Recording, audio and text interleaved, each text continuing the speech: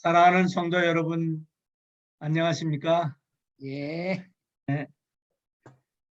오늘 본문 말씀에 보면 하나님의 은혜와 축복으로서의 베푸는 은혜를 말하고 있습니다. 베푸는 은혜.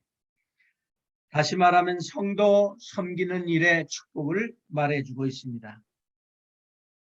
저는 이 말씀을 이렇게 읽으면서 하나님께서 우리들에게 너무나 많은 것을 은혜로 베풀어 주셨는데 그런 우리들에게 남에게 베풀라는 권면이 정말 필요할까 하는 생각을 해봤습니다. 우리가 받은 은혜를 베푸는 것뿐인데 우리에게 베풀라는 권면이 정말 필요한가? 역대상 29장 14절에 보면 다윗은 나와 나의 백성이 무엇이간데 이처럼 즐거운 마음으로 드릴 힘이 있었나이까? 모든 것이 주께로 말미암았사오니 우리가 주의 손에서 받은 것으로 주께 드렸을 뿐입니다. 라고 고백했습니다. 모든 것이 주의 손에서 왔사오니 다 주의 것입니다. 하는 말씀입니다. 받은 은혜를 베푸는 일에 오는 약속, 성도 섬기는 일에서 오는 축복을 오늘 읽으신 말씀에서 특별히 바울 사도는 우리에게 말씀해 주고 있습니다.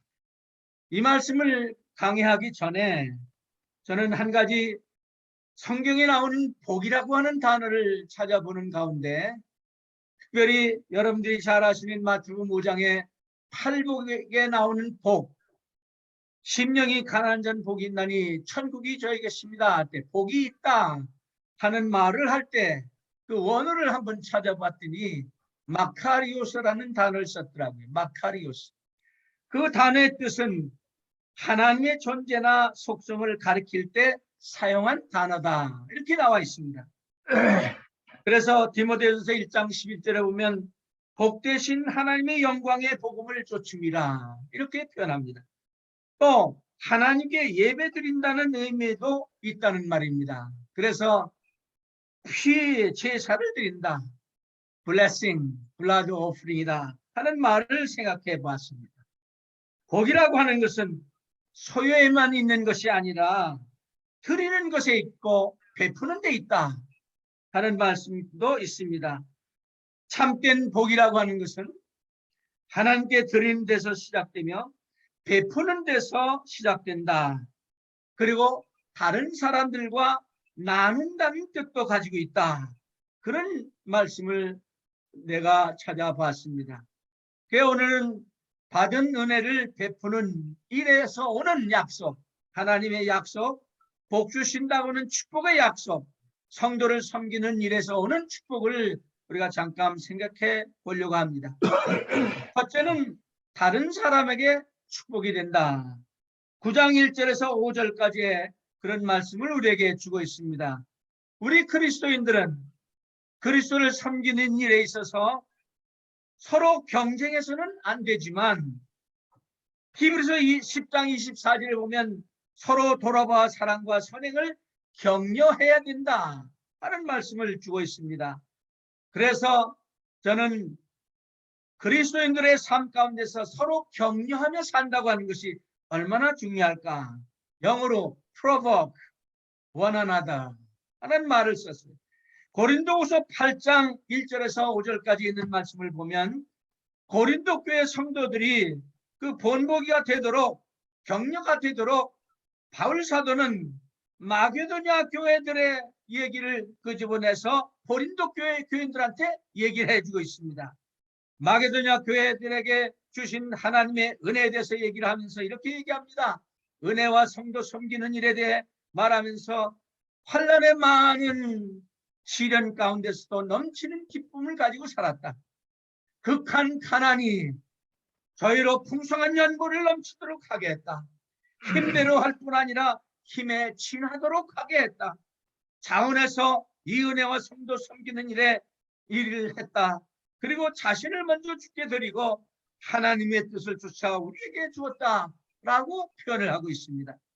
그런데 오늘 읽으신 본문 말씀이 나오는 고린도후서 9장에서는 마게도냐 교회를 격려하기 위해서 고린도 교회 성도들의 본을 그들에게 얘기해 주는 거예요. 고린도 교회 성도들이 성도들에게 말을 하고 있는 것입니다. 여기 말하기를 성도 섬기는 일, 2절에 또 1절에 나오죠. 성도 섬기는 일에 대하여 내가 너에게 쓸 필요가 없다.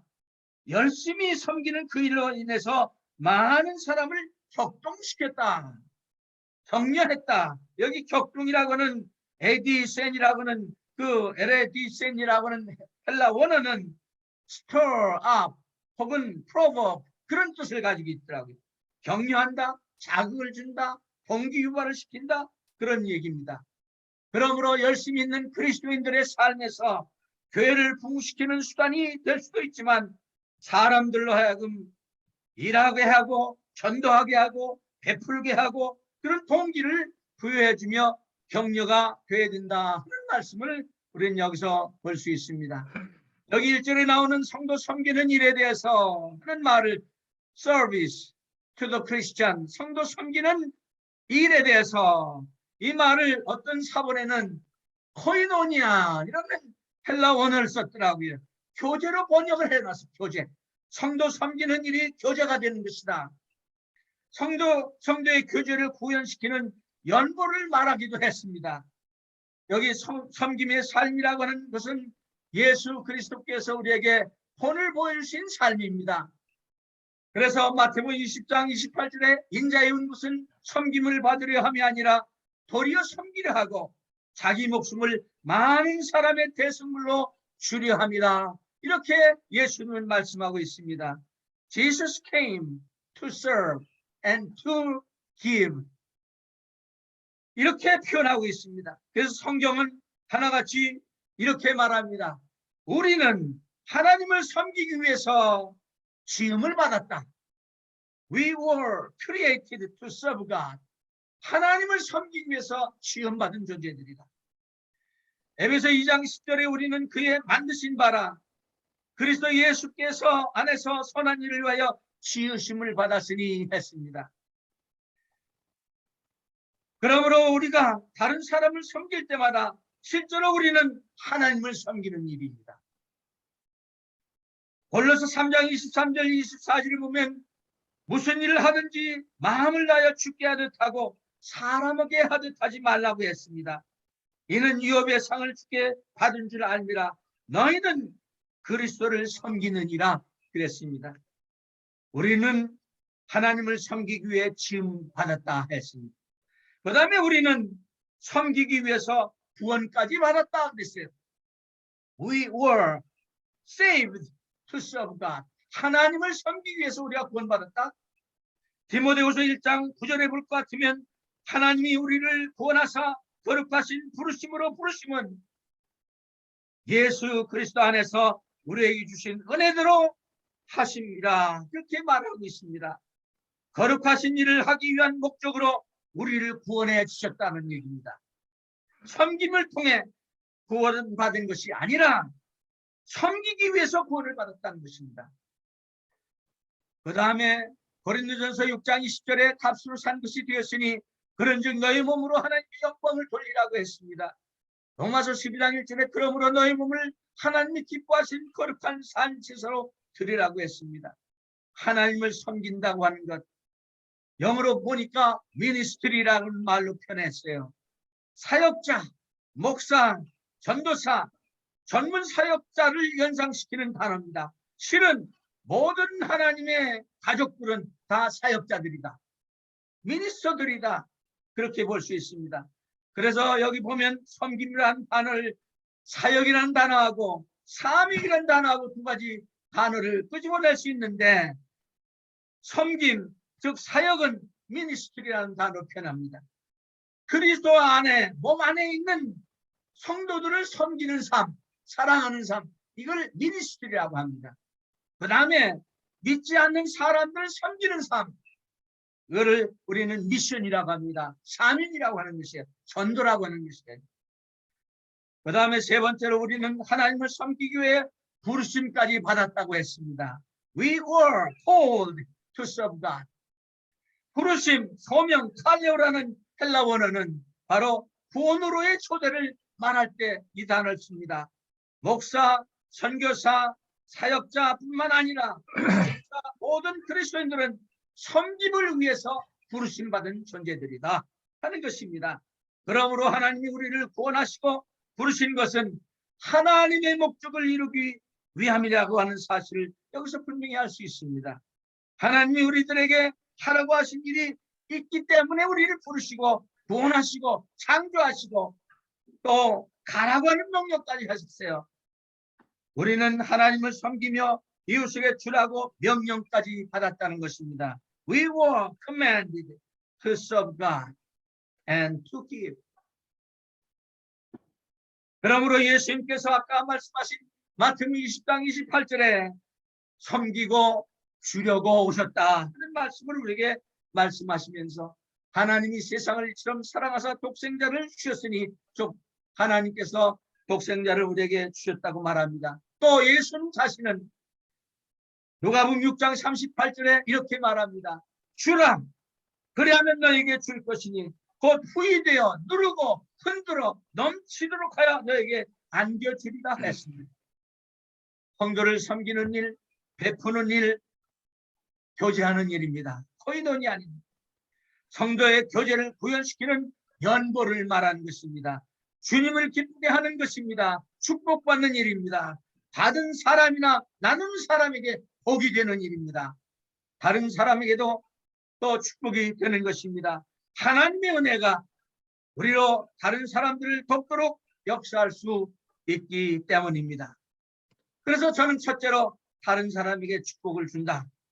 Blessing for others. 그 다음에 두 번째는 자신에게도 축복이 된다. 6절에서 11절까지 있는 말씀을 보면 베푸는 은혜, 성도 섬기는 은혜, 봉사의 직무, 모든 사람을 섬기는 너의 후한 연보 같은 뜻으로 다 쓰여졌더라고요. 이 모든 일 자신에게 축복이 된다 그런 것입니다. 사도행전 20장 35절에 보면 주는 자가 받는 자보다 복이 있다고 말씀하고 있습니다. 예수님은 누가복음 6장 38절에 주라 그러면 너에게 줄 것이라고 말씀하고 있습니다. 주님의 놀라우신 은혜의 약속이십니다. 주님께서 주시겠다고 하시는 약속의 말씀, 물질적인 것에 제한할 것이 아닙니다. 우리가 베푸는 것보다 더 좋은 것으로, 영적인 것으로 우리에게 축복하신다는 뜻이 있습니다. 그러므로 남에게 베푼다고 하는 것은 우리가 하는 어떤 일이 아니라 바로 우리 사람의 됨된 일을 말하는 것이다. 저는 이렇게 정의를 내려봤습니다. 하나님의 은혜를 아는 그리스도인들에게 있어서 베푸는 일이라든지 드리는 일이라든지 주는 일이라든지 이것은 삶의 한 방편인 것입니다. 잠언 11장 24절에 보면 흩어 부자여도 더욱 부하게 되는 일이 있나니 과도히 아껴도 가난하게 될 뿐이라 그런 말씀을 주고 있습니다. 우리의 베푸는 일, 드리는 일, 주는 일이 복이 되게 하려면 몇 가지 원리가 분명히 있어야 됩니다. 오늘 말씀에서 우리는 이 말씀을 찾아볼 수 있습니다. 첫째는 6절에 있는 말씀입니다. 이것이 곧 적게 심는 자는 적게 거두고 또 많이 심는 자는 많이 거둔다는 말이다. 이 말입니다. 다시 말해서 뿌리는 일과 거두는 일의 원리를 알아야 됩니다. 심은 대로 거둔다는 원리를 알아야 됩니다. 추수의 원칙, 정수의 원칙을 알아야 된다는 말입니다. 빌립보 4장 10절 이하에 볼 것 같으면 드린 헌금, 향기로운 제물이 된다고 했습니다. 하나님을 기쁘게 하는 제물이 된다고 했습니다. 모든 쓸 것을 하나님께서 채워주신다고 했습니다. 하나님께서 예수 그리스도 안에서 영광 가운데 그 풍성한 대로 모든 쓸 것을 채우시느니라 했습니다. 그 다음에 두 번째 원리는 7절에 나오는 말씀입니다. 각각 그 마음에 정한 대로 할 것이요. 여기 그 말입니다. 인색함으로나 억지로 하지 말지니 하나님은 즐겨내는 자를 사랑하시느니라 했습니다. 우리가 일이나 또 많이 드릴 것인가 또 말하지 않고 어떻게 어떤 자들이 드릴 것인가를 말하고 있다는 사실을 여기서 알아야 될 것입니다. 다시 말하면 우리가 얼마나 많이 드릴 것이다 이를 말하는 것이 아니라 어떻게 드리느냐, 어떤 마음을 가지고 드리느냐. 그래서 동기에 따라 심는 원리를 알아야 된다는 것입니다. 사랑의 원리를 가지고 드려라. 사랑의 원리를 가지고 봉사하고 주라는 것입니다. 그 다음에 8절에서 11절까지 있는 말씀 보면 심으면 거둔다는 추수의 원칙. 여기서 말해주고 있습니다. 농부는 추수 때까지 참고 기다려야 될 것입니다.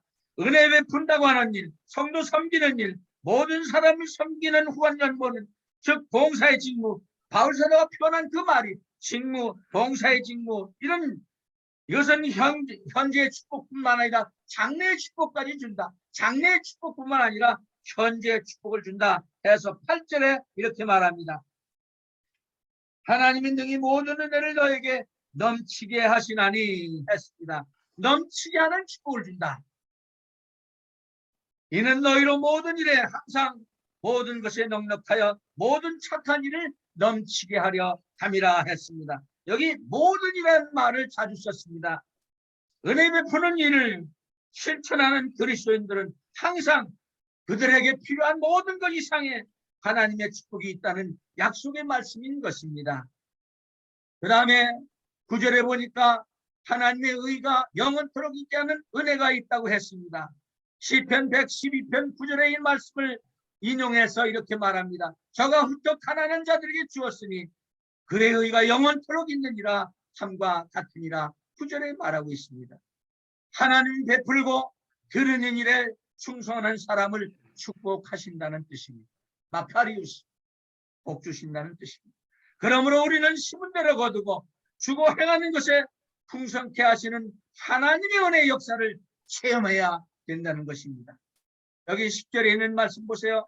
심는 자에게 씨와 먹을 양식을 주시는 이가 너의 심을 것을 주사 풍성케 하시고 너의 의의 열매를 더하게 하시느니라 했습니다.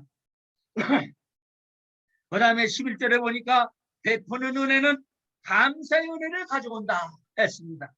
너희가 모든 일에 부여하여 너그럽게 연구하고 또 저희로 우리로 말미암아 하나님께 감사하게 하는 것이다 했습니다. 하나님께서는 우리로 부여하게 하시기 위해서 베풀어 주십니다. 또 베풀게 하심으로 기쁨을 맛보게 합니다. 또 이런 일을 통해서 남에게 영향을 미친다고 하는 사실입니다. 다시 말하면 감사하게 한다는 것입니다. 저는 누가복음 6장 38절 말씀을 생각하면서 항상 이 말씀을 생각해서 주라 그리하면 너에게 줄 것이니 구이 되고 누르고 흔들어 넘치도록 너에게 주리라. 여기서 경제학자 케인즈의 유효 수요 이론을 끄집어냈어요. 이게 성경적인 이론입니다. 윈윈 스트래티지라는 그 상생의 공생의 원리라고 하는 것은 성경적이다. 주는 자가 받도록 되어 있다. 이론의 핵심은 이겁니다. Giving and flow에 있다는 것입니다. 주는 것하고 흐름이다. 과도한 축적은 경제를 망치게 하는 것입니다. 그러나 주는 것을 통해서 유효 수요를 창출해서 경제가 완활하게 돌아간다 이 말입니다. 1차 대전 예를 하나 들어보면 1차 대전 후에 파리 평화회담이 있었습니다. 우드로 윌슨 있었고 데이빗 로이드 조지가 있었고 또 다른 사람도 하나 있었고 영국의 재무성인 케인스가 거기 참석을 했었습니다. 그런데 거기서 의논하기를 패전국인 독일에게 다시는 전쟁을 일으키지 못하도록 보상을 해야 된다. 그래서 독일의 저기 해외에 있는 영토 6분의 1을 뺐자. 또 해외 그 다음에 식민지 이전에 그 모든 것을 다 걷어들여 가지고 규모를 제한하고 군대를 제한하고 배상금을 얼마 매기자. 근데 케인스가 여기에 반대합니다. 그래서 그 회담을 뛰쳐나옵니다. 나와서 이 결정에 반대해 가지고 그는 사표를 내고 귀국해서 평화의 경제적인 귀결이라는 책을 씁니다. 그 말의 책의 내용은 다른 거 아닙니다. 주는 일로 인해서 그 받는 사람이 경제가 부흥하고 그러면 주는 사람도 경제가 부흥할 수 있다는 거예요. 그래서 사실 그 말은 케인즈의 이론처럼 케인즈가 말한 것처럼 독일이 나중에 2차 대전을 다시 일으키잖아요.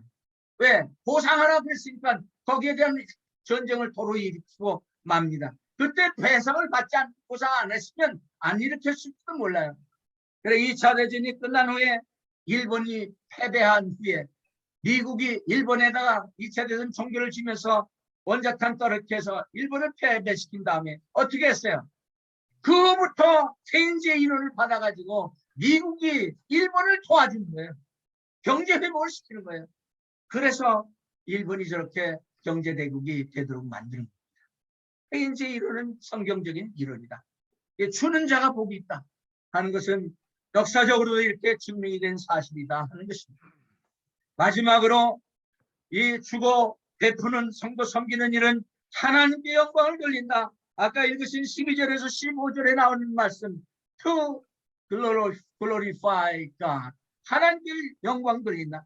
사도 바울은 은혜 베푸는 일, 주는 일, 성도 섬기는 일, 교제하는 일, 너그럽게 연구하는 일, 또 봉사의 직무, 후한 연구 이런 등등을 표현해서 하나님께 영광을 돌리는 일이다 얘기를 하고 있습니다.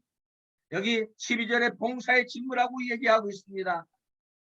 성도들의 부족한 것만 보충할 뿐만 아니라 사람들의 하나님께 드리는 많은 감사를 인하여 넘쳤다. 감사가 넘치도록 했다. 여기 제사상적 직무를 말하는데 청지기 직분으로 보았던 것입니다. 이 봉사의 직무는 성도들의 부족한 것만 보충할 뿐만 아니라 하나님께 드린 많은 감사를 넘치게 한다 하는 뜻을 가지고 있습니다. 은혜는 결코 이유를 찾지 않습니다. 다만 기회만을 찾을 뿐입니다. 갈라디아서 6장 10절에 그러므로 우리는 기회 있는 대로 모든 이에게 착한 일을 하되 더욱 믿음의 가정들에게 할 것이다 했습니다.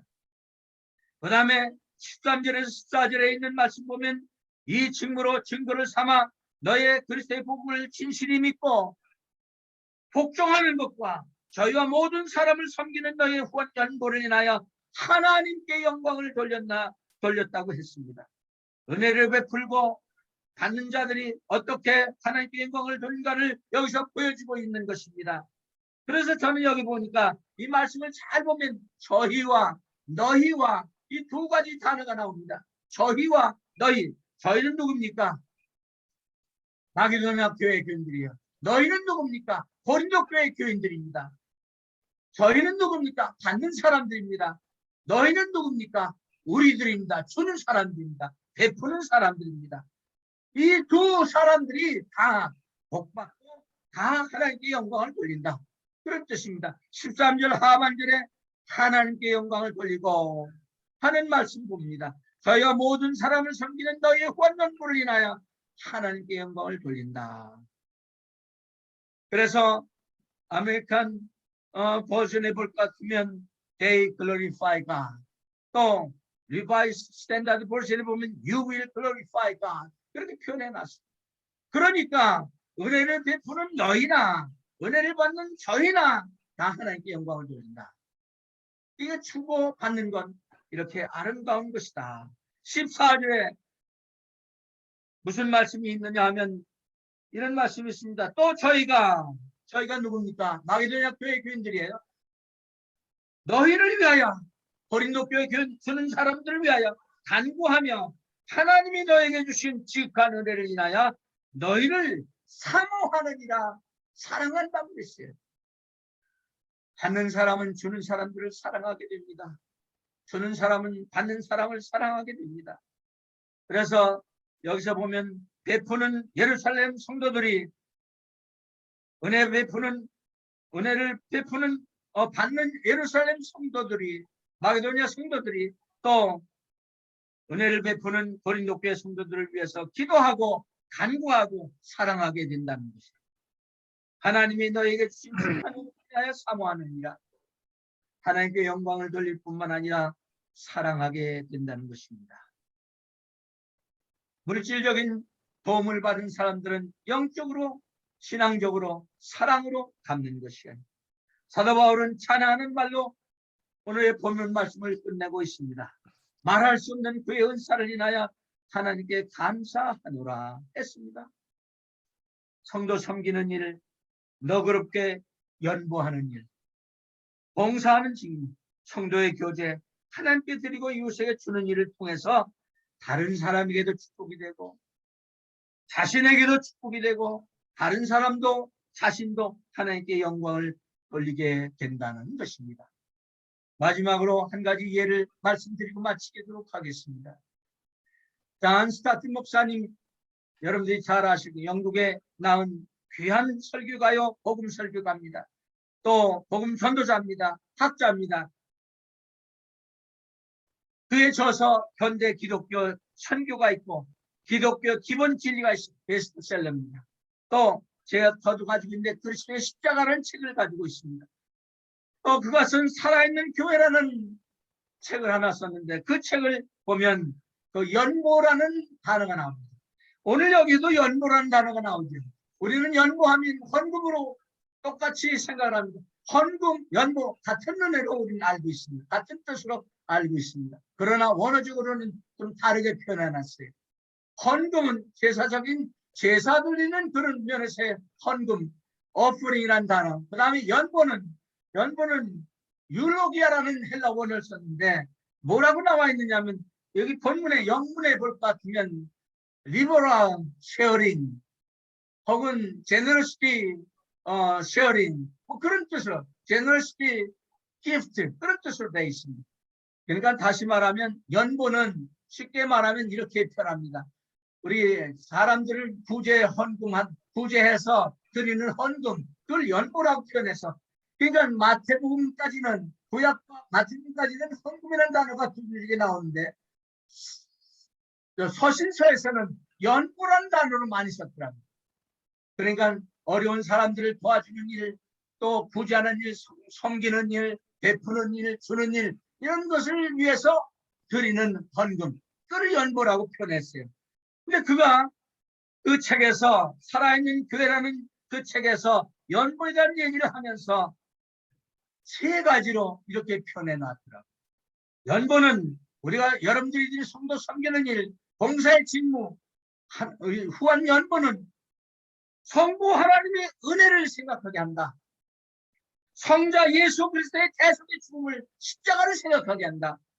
성령 하나님의 은사를 생각하게 한다. 은사 중에 기능적인 은사에 보면 섬기는 은사 있죠. 그 다음에 긍휼을 베푸는 은사 있죠. 이분은 존 스타트 목사님 그 책에서 연보의 은사도 있다. 근데 성경에 연보의 은사는 없더라고요.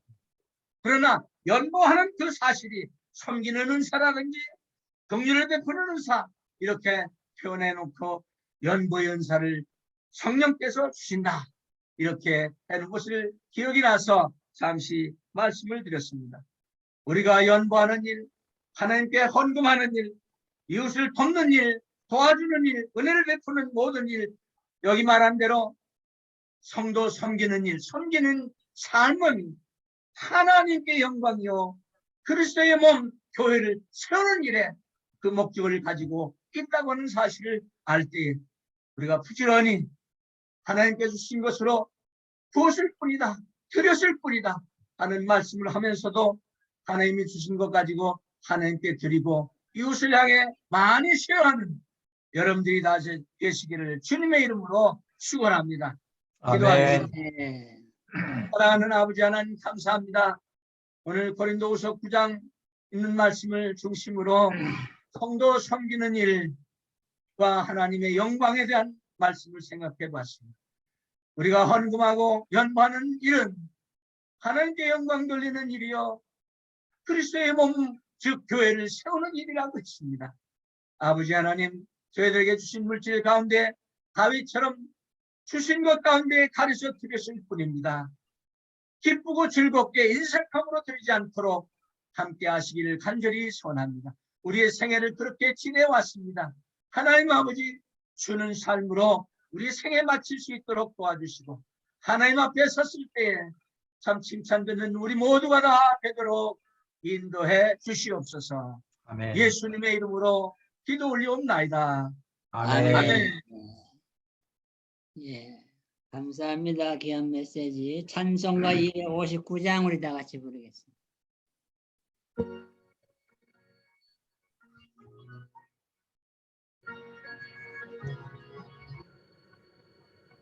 빛의 사자들이 어서 가서 어둠을 비치고